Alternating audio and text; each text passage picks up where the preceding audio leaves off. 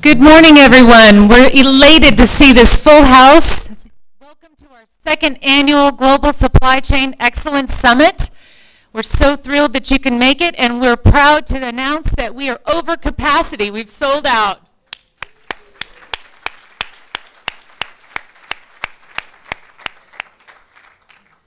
My name is Stephanie Hughes. I'm your MC for today. I'm the trade lane manager for Geodis Wilson. I've been in the industry for 20 years. Yes, I started when I was 12. Obviously, my employer didn't practice corporate social responsibility, so here I am. And I know many of you have been in the industry for so long, and we've been really craving and needing a program like the Global Supply Chain Management here at USC. It's a world-renowned school, a huge, tremendous global network, and I have the proud honor of introducing a Southern California leader who I just recall, just 2 years ago, this idea was just an idea on a piece of paper, and now it's come and mushroomed, and it's full fruition. We have our first year of graduates, and I have the honor of introducing the leader, our co-founder, Professor Nick Vias. He comes to us with over 25 years experience. He's led Federated Stores, the global distribution for Duty Free, Toys R Us, and Sears and Roebuck. So I just can't say enough about him. He's just an amazing person, has so much integrity. He's a triathlete. Many people don't know that. And it gives me a great honor to introduce him today. Nick, come on up. Thank you, Steph.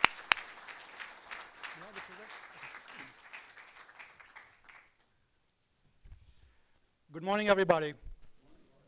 I think I'm plugged. Okay. So I hope the band did its trick of waking everybody up this morning. It's truly an honor and privilege to welcome all of you to second annual Global Supply Chain Excellence Summit here at USC.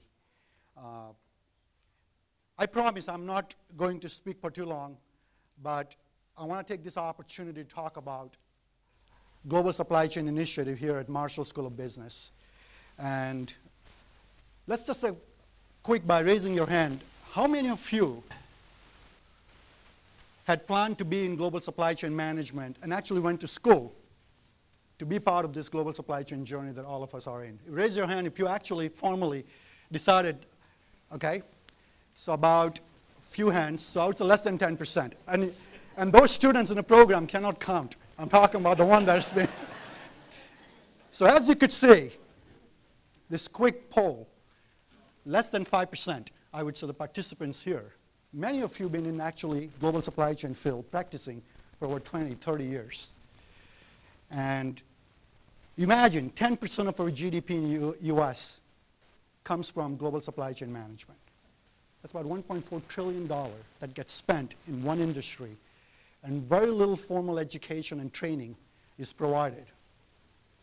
And when I was on the other side, on the corporate side, running the global supply chain management, what kept me awake at night was never a container falling over the water, or the trucks not showing up at the store, or a broken promise for e-commerce fulfillment center. But it was always about, what if one of the GM in one country happens to leave? Who do I replace it with? Where is my succession planning? Where is a bench of skilled individual that can go from one part of the supply chain to the next, or can go from one country to the next? And answer was very scary. We didn't have a bench. We didn't have the well-trained individual who had a holistic perspective of end-to-end supply chain. So truly, that is the antecedent of why what we are doing here at USC Marshall School of Business.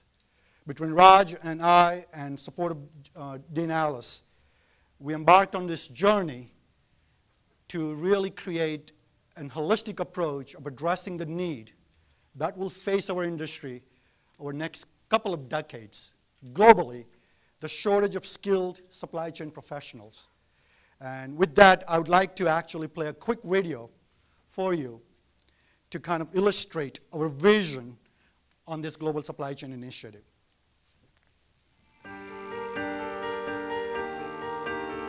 Global supply chain management is an area that is very critical to any multinational corporation.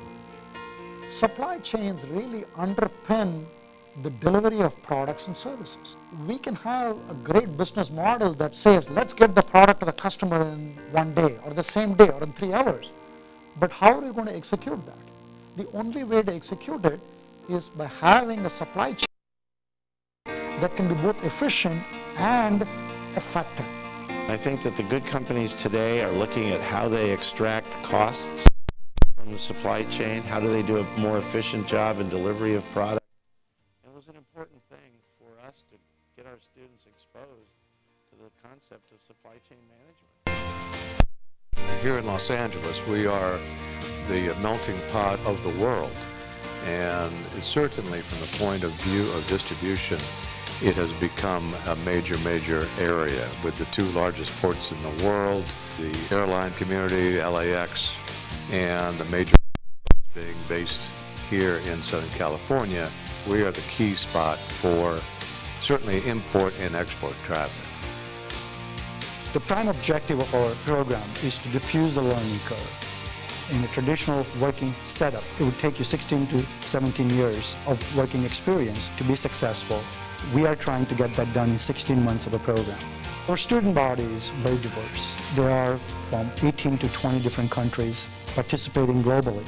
I think it's critical to have the student body that is diverse, that creates the network and opportunities for each other to connect within the respective countries and tap onto the resources needed to be successful in global supply chain management.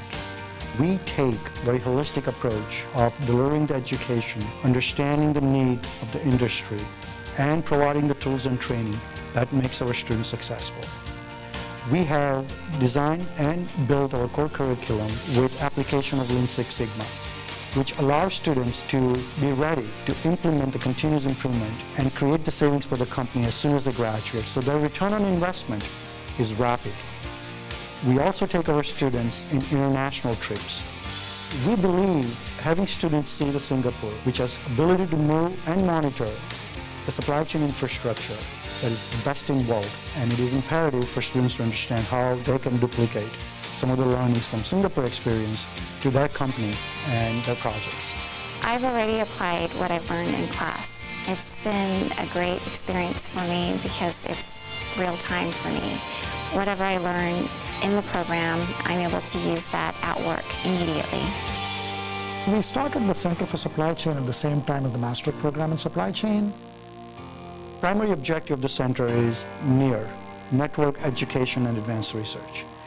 We cannot educate and just prepare the students with their knowledge in a classroom, be able to affiliate with industry and have a direct access to resources, both from industry perspective as well as from advanced research that we do at the center. I think the reason supply chain is an exciting industry because we have become so global in where we think, we do, we consume, we produce, and more than ever, through the history of human civilization, we have become so integrated and interdependent that future lifestyles and our consumption patterns will demand us to really look at the supply chain with the different ways than we have done it for hundreds of years.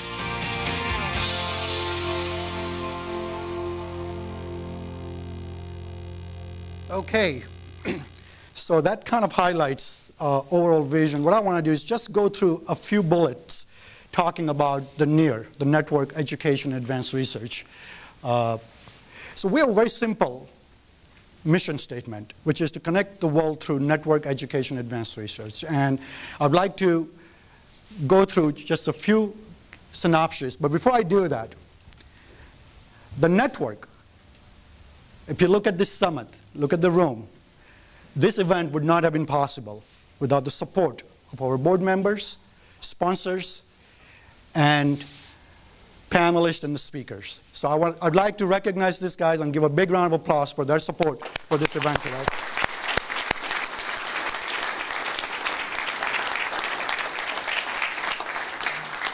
This is our annual event that we would like to continue on to emphasize, bring the best-in-class companies, the professionals, the practitioners, students, give them the platform in which we feel we can discuss the trends, the best practices. But something we're doing this year that we didn't do last year, which is to recognize the companies and their journey of excellence.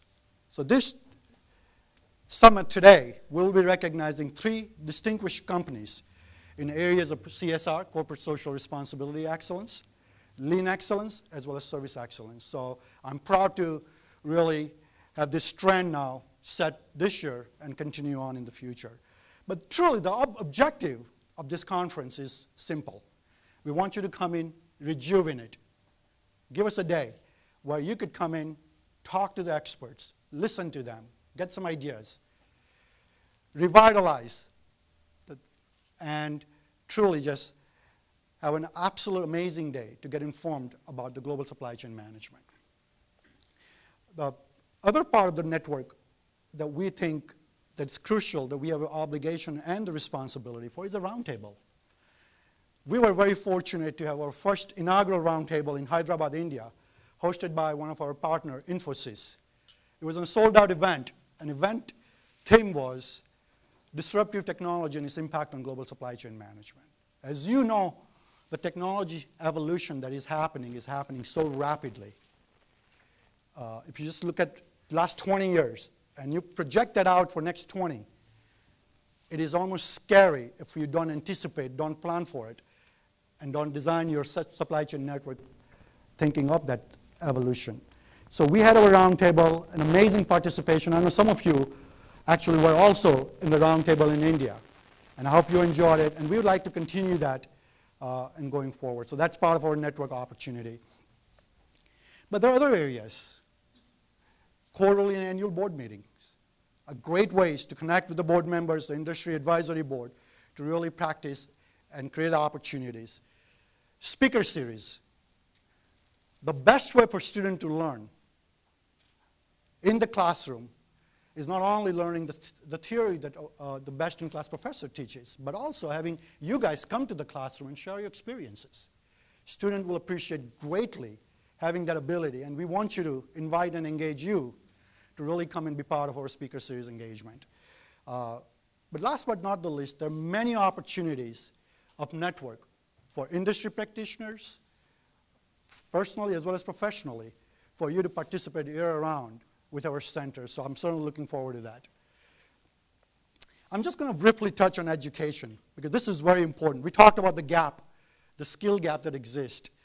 According to JOC, Journal of Commerce, 2017 in US only, there'll be about 400,000 jobs that'll be unfulfilled because we don't have enough qualified folks in a marketplace.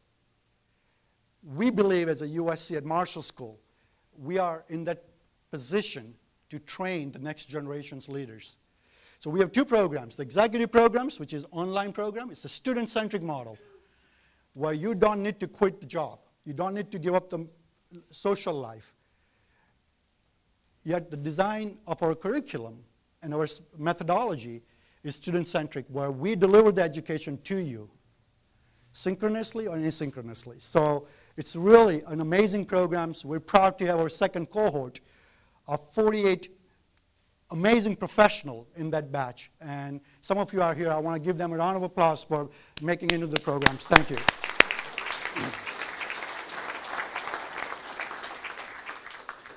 And we have a full-time students with a solid academic undergraduate backgrounds with maybe a year or 2 experience, but they're driven to get engaged in supply chain industry.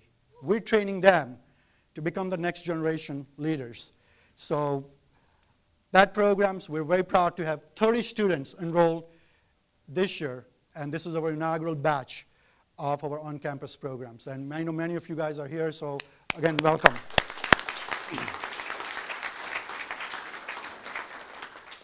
So our first board meeting, which was held in March, the board members actually brought up and says, but Nick, we understand that you have master's programs, but not everybody really is enticed to be in the master's programs.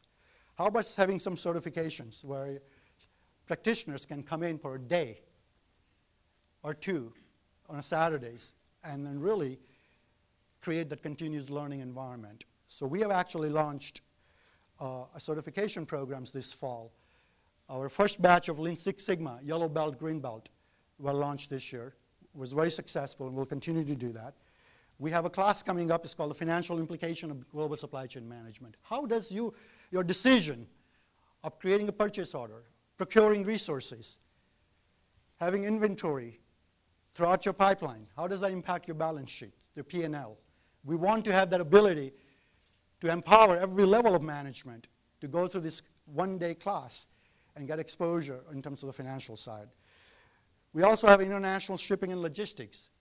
It's a 2 Saturdays class which will allow you to relate and understand how does a transaction get executed from design to delivery in an international shipping side.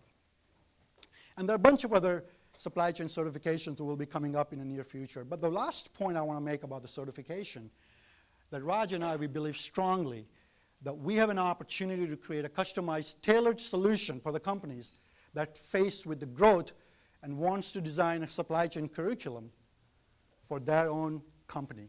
And we are in position going forward to be able to do that. But no university can really sustain and create the legacy without having some research component, meaning thinking out 5, 10, 15 years on horizon. So we feel that advanced research as well as applied research is critical for success of our program. So thought leadership is critical. We will actually engage ourselves and the faculties and students with the blocks. Things that matters to you, we want to have an opinion and have a very well-documented factual statements for you. White papers. We're working on company projects for students to actually have a hands-on ability to work on the projects for Lean Six Sigma, network design and optimization project, supply chain strategy project. So we feel that by working in partnership with you, we can deliver a solid solutions for you, and that provides win-win situation, both from the student faculty standpoint as well as you as an industry practitioners. And last but not the least, I think in terms of applied research, we can really commence the research that you care for. So if you have a global growth strategy, or you have a strategy of leaning out your supply chain, we can actually create a collaborative research opportunity with the center and the company and work together on this. So a couple of you asked the questions this morning. So Nick, how do we get engaged, right? I know it's a global supply chain management, but I feel if we can work together, we can make it even flatter by associating what we call the near. Right? So there are some ways that you can certainly get engaged. Patron and executive board member. Yes, the center is self-funded. Everything that happens in a center, from a block to the thought leadership to an event like this, it's all possible because the support from the board member. And I have an amazing board. Some of you are here, and your generous support is what drives the center to be what center is in a very short tenure. So I want to recognize my board members especially and give a big round of applause for them.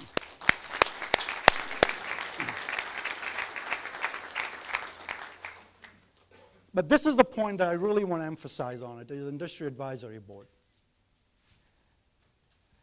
Well, I stand here today because the influence one of the mentors had on me when I was doing my industrials and systems engineering at Cal Poly when I was in my sophomore year. I started out as an aerospace engineer, and when I sat through this speaker, who happened to have an operations research background and led the global operation, I was mesmerized. And I had a question, and he asked me to actually see him afterwards. And I remember he gives me his business card and tells me, you know what, I like your passion. Why don't you call me and we'll talk more? Little I knew, not only he mentored me, but he was the person who opened up an internship opportunity for me in a sophomore year that allowed me to become a consulting head of their retail practices when I graduated. And he had a profound impact on who I was growing up. And I think each of us here, when very successful in our professional track, can be a mentor to our students. Give them the guidance to lead up to saying do's and don'ts in our industry. What makes one successful?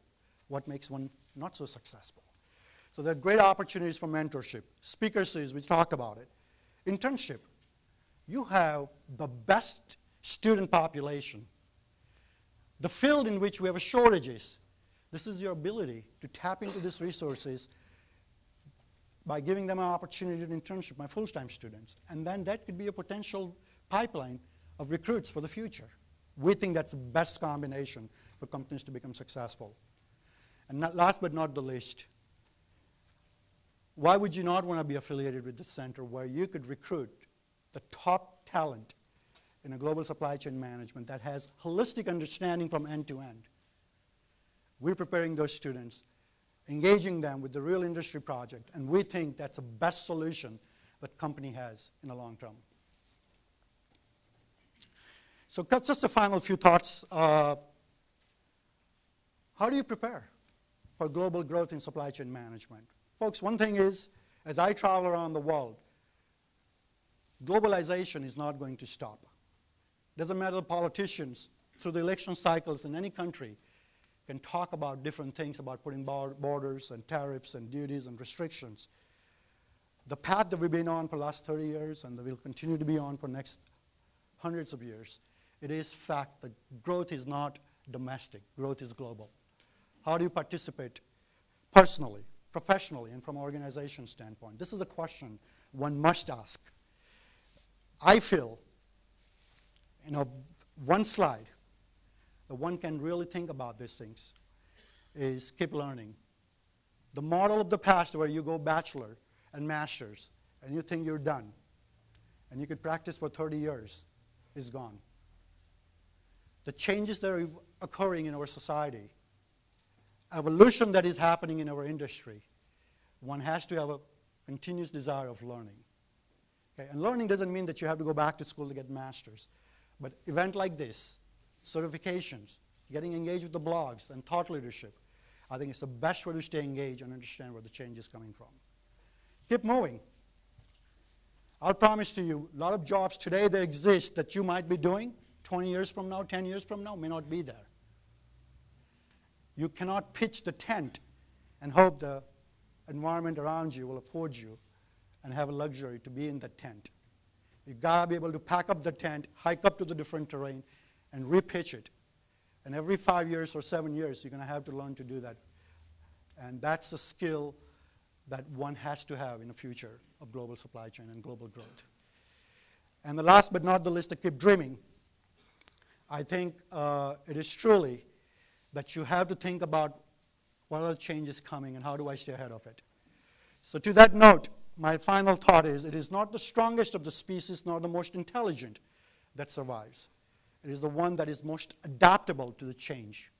And folks, that is what's going to drive us as a professional to be in our business and stay ahead of the curve. I thank you very much. And once again, thanks for being here. Graciously appreciate it. Thank you.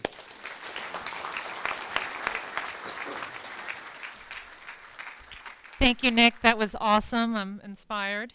Up next, we have Dr. Das Gupta. He is an adjunct professor of data sciences and operations. His lineage actually is professors, so, and his first name actually symbolizes enlightenment. And he's certainly on the way, friends, because he's got a dual PhD, if you see his bio above me. Das Gupta, professor, doctor, please join us. Thank you. Thank you very much, ladies and gentlemen. When Nick reached out to me just about 3-4 days ago and said that you would be a plenary speaker, I was wondering what should I choose to talk about, right?